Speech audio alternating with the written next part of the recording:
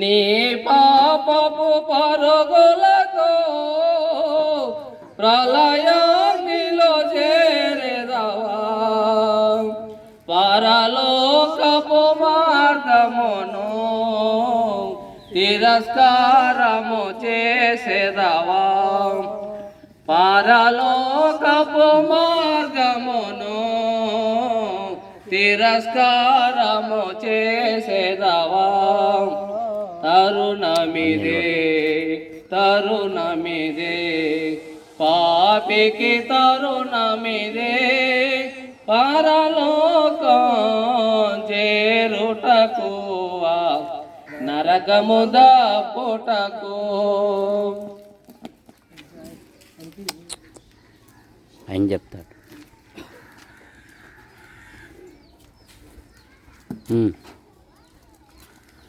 సహోదరులారా, మూగారపల్లి గ్రామస్తులారా, ఈ సాయంకాలంలో ప్రభువైన యేసుక్రీస్తు సువార్తన మీ దగ్గరికి దేవుడు ప్రకటించుకుంటూ వస్తున్నాడు గనక ఆయన్ను మనము నమ్మాలని ఆయన ఆశ. అందుకని మత్తయి సువార్తలో మరి రాయబడి ఉన్నది, ప్రయాసపడి భారం మోస్తున్న సమస్త జనులారా నా యొద్దకు రండి, నేను మీకు విశ్రాంతి కలుగు చేస్తానని ఆయన చెప్పి ఉన్నాడు. విశ్రాంతి కలుగు చేస్తాడని ఆయన మరి చెప్తూ ఉన్నాడు.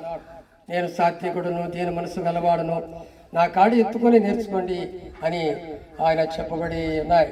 కనుక మనకు ఈ లోకంలో విశ్రాంతి ఎక్కడా లేదు. మనం ఎంత చేసినా, ఎంత ప్రయాసపడినా, ఎంత చదివినా, ఎంత ఉద్యోగులున్నా, ఎంత ఏం చేసినా కానీ మనకి విశ్రాంతి దొరకకుండా పోతున్నది. అయితే ప్రభువుగా చెప్తూ ఉన్నాడు, ఇదిగో ఈ లోకములో మరి ఆ విశ్రాంతి కావాలంటే పరలోకములో విశ్రాంతి అని ప్రభువారు చెప్తూ ఉన్నాడు. నా యొద్దకు రండి అని ఆయన పిలుస్తూ ఉన్నాడు.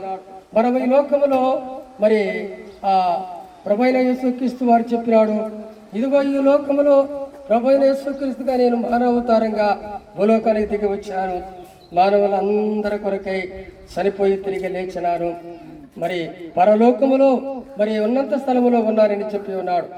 కనుక మనము పాపలం గనక పాపం అంటే ఏమిటి అని మనము ఆలోచిస్తే మన హృదయంలో పాపం ఉన్నది కనుక ఆ పాపము మనం అందరికీ తెలియదు కనుక ప్రభువైన యేసుక్రీస్తు వారికే తెలుసు కనుక ప్రేమైన సహోదరులారా, మనము చనిపోయి తిరిగి లేచి ఆ ప్రభు దగ్గరికి పోవాలంటే, ప్రభా నేను పాపిని క్షమించిన ఆయన, నా పాపాల కొరకు నువ్వు చనిపోయి తిరిగి లేచినావు గనక అని ఎవరైతే ఒప్పుకుంటారో మరి అయితే ఆయన మనం మరణించినా కానీ మహిమ చర్మతో ఆ నరకం తెప్పించుకొని పరలోక రాజ్యానికి మనము వెళ్ళేవారం ఉంటున్నాం. అక్కడ ఏడుపు ఉంది, దుఃఖం ఉంది, ఎండ ఉంది, గాలి ఉంది. అక్కడ ఆ రాజ్యమేలు ఈ రాజ్యమేలు కనుక మరి ఆ రాజ్యమేలేకి రావాలని ప్రభు ఆశిస్తూ ఉన్నాడు కనుక మరి మీరు నమ్ముకుంటే మా దగ్గర పత్రికలు ఉన్నాయి, నమ్ముకొని ప్రభు సన్నిధికి వెళితే మన కుటుంబాలు బాగుపడతాయి, మనము బాగుంటాము, మనకు శాంతి సమాధానం తప్పవుతుంది. మన పాపాలను ఆయన కడిగి పవిత్రపరచడానికి ఆయన లోకాన్ని దిగి వచ్చాడని మీకు ఈ సువార్త ప్రకటిస్తున్నాం. ప్రభు వాక్కు దీవించిన గాక. ఆమేన్. ప్రేమగల తండ్రి, గ్రామస్తులను మీరు దీవించండి, ఆశీర్వదించండి నాయన. ఇంతవరకు నీ మాటలు చెప్పావు, నీ పత్రికలు చదువుకొని తండ్రి, అవి పారేయకుండా చదువుకొని తండ్రి నాయన, వర్షం కూడా మీరు సహాయం చేయమని అయ్యా నీ పాదాలకు అప్పగించుకుంటూ క్రీస్తు యేసు నామములో వేడుకుంటున్నాము తండ్రి. ఆమేన్.